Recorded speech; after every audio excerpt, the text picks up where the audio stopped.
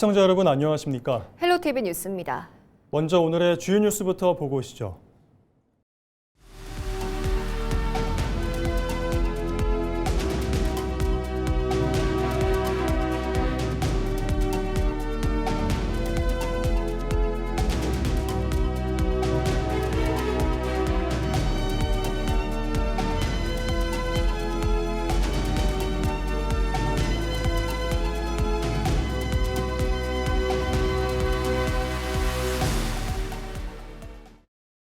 동해시가 정부의 AI 국가 전략 핵심 거점으로 떠오르고 있습니다. 오는 2029년까지 2.4기가와트 규모의 AI 데이터 센터를 조성하는 사업도 본격화됐는데요. AI 기업과 연관 산업이 함께 성장하는 생태계 구축이 사업의 성패를 가릴 전망입니다. 보도에 최성식 기자입니다. 정부가 대한민국 미래 성장 동력으로 내세운 대한민국 대도약 3대 메가 프로젝트. 특히 동해시에 세계 5위급, 아시아 최대 규모의 AI 데이터 센터를 조성하는 사업이 포함되면서 관심이 집중되고 있습니다. 강원도와 동해시, GS는 이달 초 부평 제2 일반 산업단지에 AI 데이터 센터 캠퍼스를 조성하는 내용의 업무 협약을 체결했습니다. 기업 유치와 AI 인프라 산업 육성, 신속한 행정 지원과 실무 협의체 구성 등을 공동 추진하기로 합의했습니다. 이곳은 동해 1단계 AI 데이터 센터가 들어설 부평 제2 일반 산업단지입니다. 사업 부지는 23만 제곱미터, 축구장 32개를 합친 규모입니다. GS는 올해 하반기 100메가와트 규모 데이터 센터 착공을 시작으로 2028년 말까지 총 1.2기가와트 규모의 1단계 데이터 센터를 구축할 계획입니다. 이어 동해 지역에 별도 부지를 확보해 2029년까지 1.2기가와트 규모의 2단계 사업을 추진하는 등 총 2.4기가와트 규모의 AI 데이터 센터를 조성한다는 목표입니다. 동해 AI 데이터 센터 캠퍼스 조성 사업이 신속하고 원활하게 추진될 수 있도록 전담 TF팀을 구성하고 인허가 절차를 체계적으로 지원하는 패스트 트랙을 가동하고 있습니다. 정부와 도, GS, 한전 등 관계기관과의 실무 협의를 더욱 강화해서 사업 추진에 차질이 없도록 뒷받침할 계획입니다. 하지만 전문가들은 데이터 센터를 짓는 것만으로는 한계가 있다며 AI를 중심으로 한 산업 혁신과 생태계 조성이 함께 이루어져야 한다고 강조합니다. 하정우 전 대통령실 AI 미래기획 수석은 이를 위해 정부와 지자체가 데이터 센터 산업단지 입주 기업에 컴퓨팅 자원과 GPU 사용 비용을 지원하고 산업 데이터 활용을 위한 과감한 규제 개선을 제안했습니다. 이런 유인 요인들을 데이터 센터 기업들 그리고 지역에 있는 산업들과 함께 설계를 하면 생태계가 새롭게 만들어지고 이 생태계를 통해서 인재 육성도 되고 부가가치도 만들어지고 산업 육성도 되고 경제 발전도 할 수 있고 이런 정밀한 설계를 하게 된다면 얼마든지 큰 기회가 될 수 있죠. 동해시도 같은 방향에 주목하고 있습니다. 단순히 데이터 센터 건립에 그치지 않고 AI 기업 유치와 연관 산업 육성, 인재 양성 기반을 마련해 AI 산업 거점 도시로 성장하겠다는 계획입니다. 동해시에 어떤 경제적인 이득을 남기고 또 교육 분야라든가 관광 분야라든가 또 방산업체라든가 이런 기업들을 어떻게 더 외부적으로 유치할 건가 그런 부분에 대해서는 컨퍼런스를 외부 인사라든가 내부 인사들을 다 전문가들을 규합을 해서 저희들이 정책을 만들어낼 생각입니다. 정부의 AI 국가 전략과 민간의 대규모 투자가 맞물리면서 국내 AI 산업의 새로운 거점으로 주목받는 동해시. 초대형 AI 데이터 센터를 지역의 지속 가능한 AI 산업 생태계로 연결할 수 있을지가 사업 성공의 핵심 과제로 꼽힙니다. 헬로티비 뉴스 최성식입니다. 최근 기습적으로 많은 양의 비가 쏟아지면서 계곡과 하천에서 고립되거나 급류에 휩쓸리는 사고가 잇따르고 있습니다. 폭우가 쏟아질 경우 순식간에 물이 불어날 수 있어서 물가에 접근하지 않는 게 좋은데요. 보도에 전소연 기자입니다. 강원 영월군 주천강 하류, 구조대원들이 장비를 착용하고 강을 샅샅이 수색합니다. 지난 18일 낚시를 하기 위해 하천을 찾았다가 급류에 휩쓸린 40대 남성 A씨를 찾기 위해서입니다. A씨는 결국 사고 발생 닷새 만에 숨진 채 발견됐습니다. 같은 날 인제군에서도 갑자기 내린 비에 계곡물이 불어나면서 주민 2명이 고립되는 등 집중호우로 인한 사고가 잇따랐습니다. 계곡과 하천은 주변에서 물이 흘러들어오는 특성상 짧은 시간 내에 물이 빠르게 불어나기 때문에 순환 사고에 주의해야 합니다. 이곳은 여름철 피서객들이 즐겨 찾는 춘천시의 한 계곡입니다. 며칠째 내린 비로 인해 유속이 매우 빠른 상태인데요. 자칫 가까이 갔다가는 계곡물에 휩쓸릴 수 있습니다. 특히 여름철에는 물놀이나 캠핑을 하러 물가를 찾는 사람이 많아 사고 위험이 큽니다. 갑자기 많은 비가 쏟아지면 즉시 물놀이를 중단하고 하천이나 계곡에서 벗어나 높은 곳으로 이동해야 합니다. 또 사고를 목격했을 때 무작정 물에 들어가면 2차 피해로 이어질 수 있어 각별한 주의가 필요합니다. 즉시 119에 신고를 하시고 정확한 위치와 정확한 상황을 설명하신 후 이후에 로프나 구명환, 긴 막대기 같은 걸로 구조 작업을 실시하여야 됩니다. 최근에는 특정 지역에 짧은 시간 거센 비가 쏟아지는 국지성 호우가 잦은 만큼 물가를 찾을 때는 기상 정보를 수시로 확인하고 비가 예보됐다면 물가 접근 자체를 피하는 것이 가장 안전합니다. 헬로티비 뉴스 전소연입니다.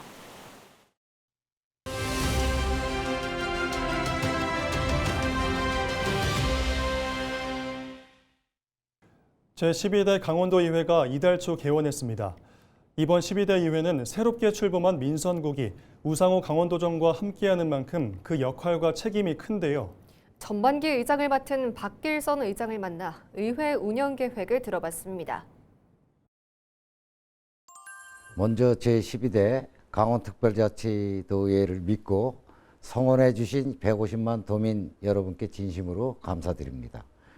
또한 저에게 도의회 의장이라는 막중한 책임을 맡겨주신 선배, 동료 의원 여러분께도 깊이 감사드립니다. 제12대 도의회는 도민의 삶을 현장에서 살피는 일하는 의회, 서로 존중하고 협력하는 품격 있는 의회, 강원의 지속 가능한 미래를 준비하는 미래를 생각하는 의회를 운영의 기본 방향으로 삼겠습니다. 민생을 최우선에 두고 도민의 변화를 체감할 수 있는 책임 있는 의정 활동을 펼쳐나가겠습니다. 도의회와 집행부는 역할은 다르지만 궁극적으로는 도민의 삶의 질을 높이고 강원의 발전을 이루어야 한다는 같은 목표를 가지고 있습니다.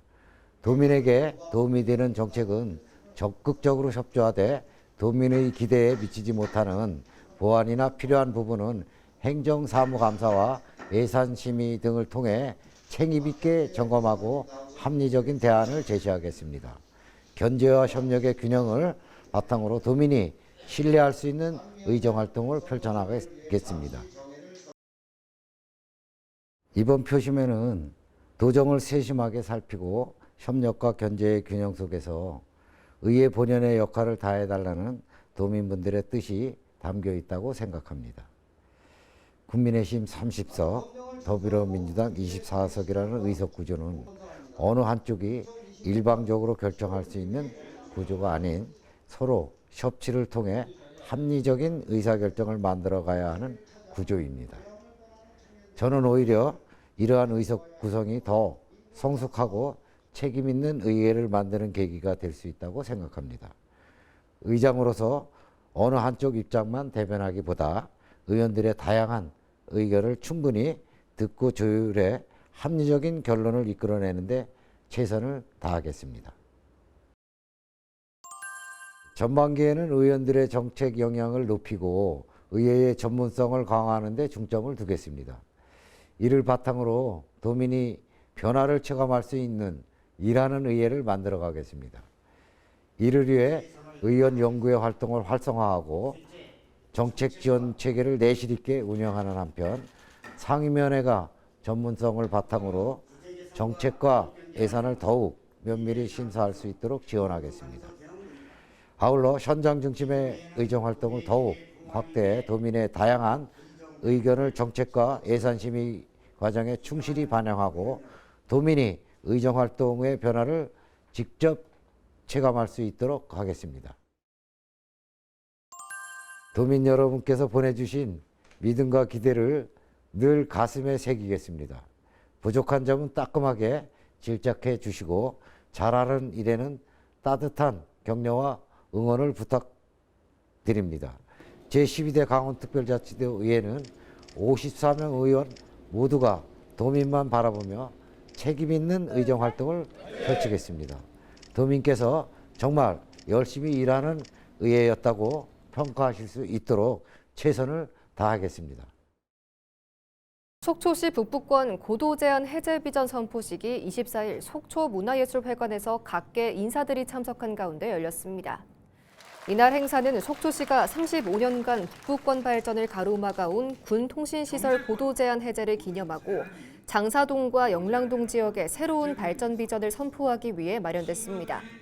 이번 고도 제한 해제로 장사 영랑 지역 188만 제곱미터가 규제에서 벗어나 노후 주거지 정비와 공동주택 건립, 기반 시설 확충 등 다양한 개발 사업 추진이 가능해질 전망입니다.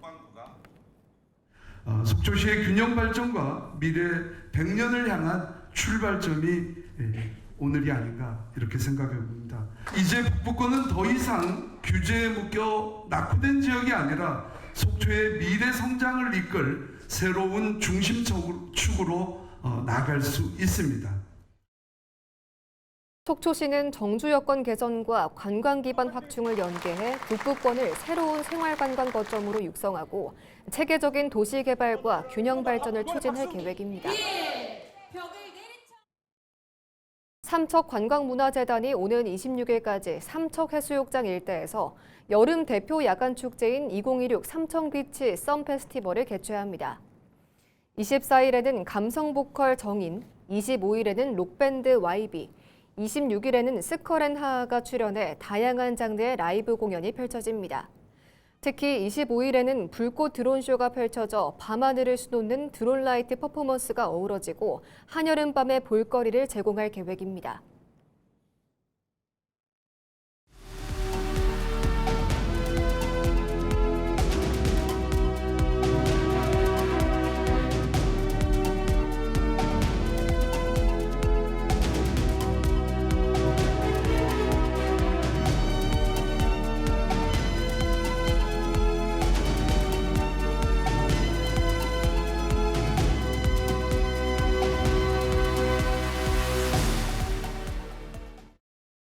기후변화로 여름철 폭염과 집중호우가 일상이 되면서 안정적인 사료 생산의 중요성이 커지고 있습니다.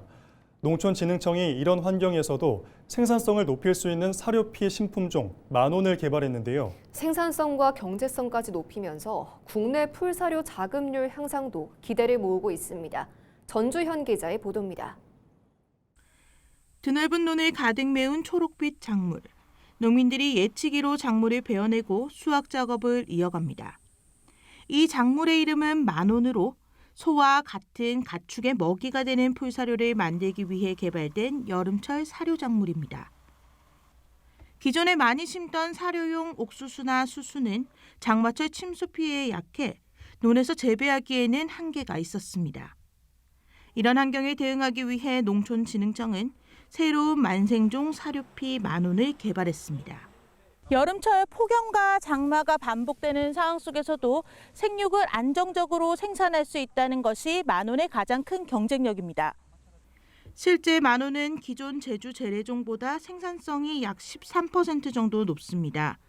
농촌진흥청은 신품종 개발과 함께 파종 시기와 수확 시기, 저장 방법까지 표준화해 농가에서도 쉽게 재배할 수 있도록 했습니다.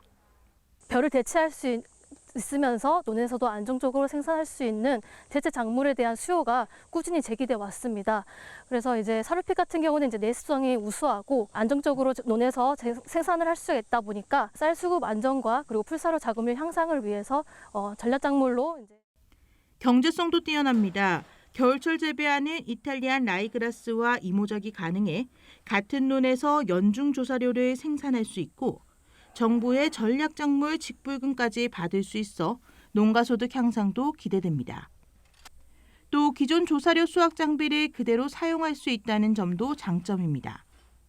침수 피해가 거의 없이 배수가 안 되더라도 잘 자라서 앞으로 기후 변화에 대응할 수 있는 작물이라고 생각합니다. 국내 생산이 가능하기 때문에 수입 종자비보다 종자비 절감이 되기 때문에 농가의 그 사료비 절감에는 아주 효과적이라고 생각합니다.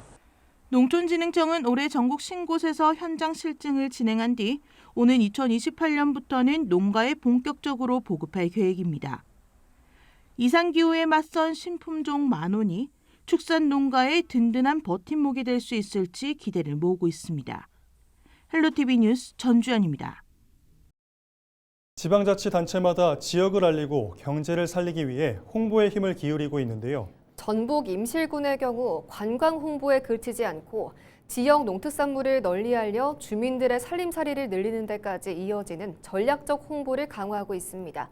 정명기 기자의 보도입니다. 주말마다 가족 단위 관광객들의 발길이 이어지고 있는 임실 치즈 테마파크. 또 시원하게 뻗은 출렁다리 너머로는 푸른 옥정호의 아름다운 풍경이 펼쳐집니다. 한국관광공사 자료에 따르면 올해 상반기 임실군 방문객은 454만여 명으로 지난해보다 17만 명 넘게 늘었습니다. 너무 좋고 공원도 너무 잘 돼 있어서 정말 좋아요. 임실군은 지난해 도내 군 단위에서 유일하게 과단위 조직인 홍보 담당관을 새로 만들었습니다. 기존의 언론 대응을 넘어 사회관계망 서비스와 고향사랑 기부, 농특산물 알리기 등을 하나로 묶는 통합 홍보 체계를 갖추기 위해서입니다. 임실군은 늘어난 방문객을 대표 브랜드인 임실앤 치즈와 지역 농특산물 소비로 연결하는 데 힘을 쏟고 있습니다. 치즈 같은 경쟁력 있는 답례품 홍보와 출향인을 대상으로 한 알림 활동 등이 맞물리면서 고향사랑 기부 모금액도 4억 원을 넘어섰습니다. 관광 및 정책 홍보와 함께 농업 활성화를 통한 농특산물의 경쟁력을 높이는 전략적이고 적극적인 홍보를 통해 사람이 머물고 행복이 자라는 임실시대를 열어가겠습니다.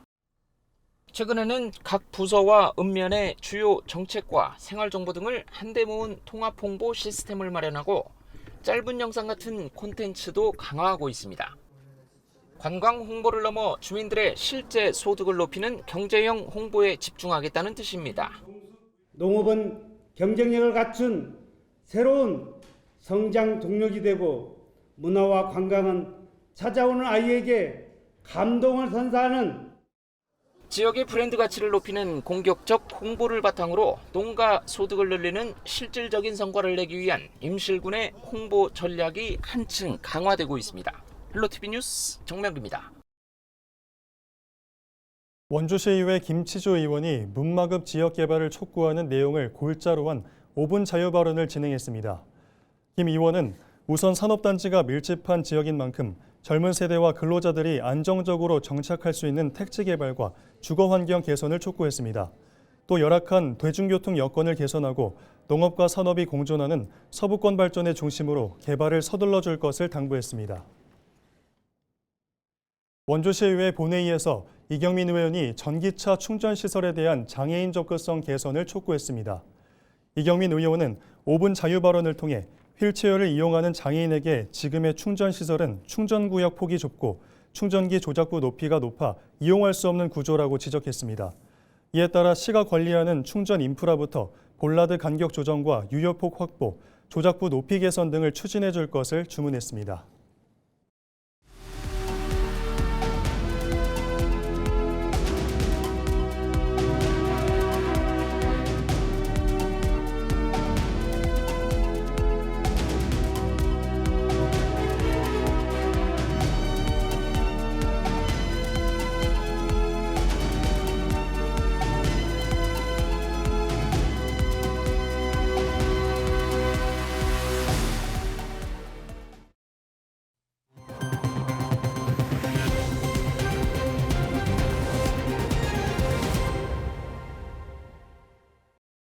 이상으로 뉴스를 마칩니다.